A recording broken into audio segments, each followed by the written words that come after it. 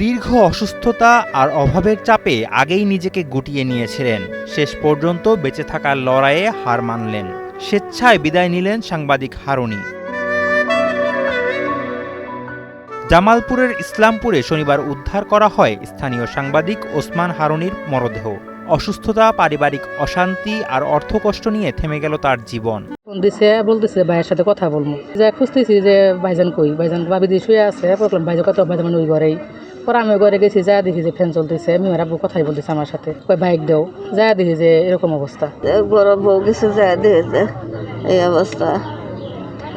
মালা ওর চিন্তায় কয় না তো কোনটা, খালি চিন্তা অসুস্থ।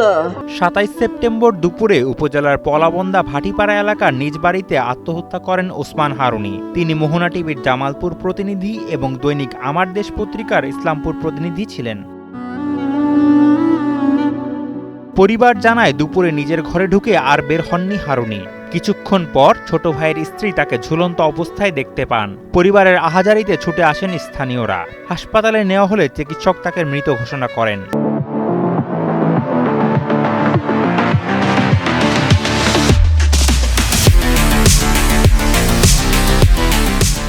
আমাকে কে কি হয়েছে ওরা, আমি দম পানি গেছি, যাই দিই সব বই তো আমি মনে করেন তুলাক করে ধরছি, যে তুলাক করে ধরছি যাতে রশিদে ঢিল থাকে করে ধরতাম। ও বই চিকির মারছি, তোলাক করে ধরি চিকির মারছি। ও বই আমার ছেলে গেছে, আমার ছেলেও তোলাক করে ধরছে। এখন মনে করেন ওর আমার কাছে আমি ও তো মনে করেন আমাকে তো কিছু বলে নাই, আমাকে কিছু বললো নি। আমি একটা কিছু আপনার খবর পাইলাম নি। আমার যতটুকু ধারণা হয়তো উনি ভাবছে যে আমার আরও অপারেশন লাগবো, আরও টিহা লাগবো, এমনি ১-১.৫ লাখ টাকা ঋণ হয়ে গেছে গা, হয়তো এরকম কোনো কিছু ভাবছে, ভাবি হয়তো ভাবছে।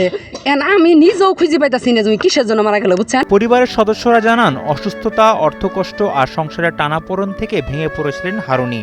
এই অপ্রত্যাশিত মৃত্যুর ঘটনায় পুলিশ আইনানুগ উদ্যোগ গ্রহণ করেছে।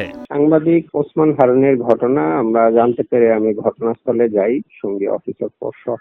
ওখানে যাওয়ার পর আমরা লাশের সুরতহাল রিপোর্ট করি। তারপর তাদের পরিবার, যেহেতু তাদের কারো বিরুদ্ধে অভিযোগ নাই এবং আমরা সন্দেহজনক কিছু না পাওয়ায় প্রাথমিকভাবে সুইসাইডের কেস মনে হয়, আমরা লাশটা পরিবারের কাছে হস্তান্তর করি। পাশাপাশি আমরা একটা অপমৃত্যু মামলা নিয়ে পাশাপাশি তদন্ত করছি তার মৃত্যুর বিষয়ে।